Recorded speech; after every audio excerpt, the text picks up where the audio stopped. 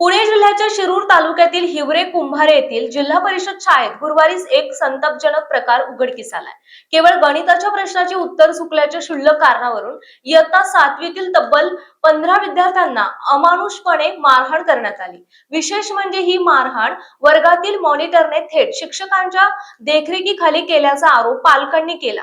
या घटनेमुळे परिसरात तीव्र संताप व्यक्त होतोय। मिळालेल्या माहितीनुसार हिवरे कुंभार येथील जिल्हा परिषद प्राथमिक शाळेत 7वीच्या वर्गाचा गणिताचा तास सुरू होता।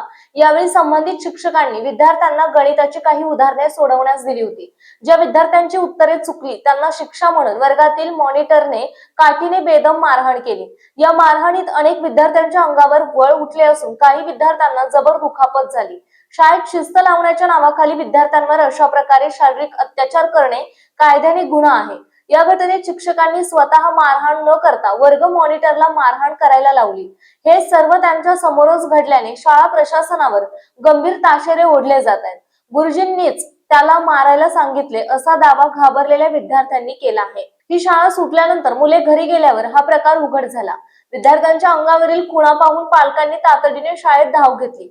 मात्र शाळा प्रशासनाकडून समाधानकारक उत्तर न मिळाल्याने संतप्त पालकांनी शिरूर पोलीस ठाण्यात धाव घेत तक्रार देण्याची प्रक्रिया सुरू केली।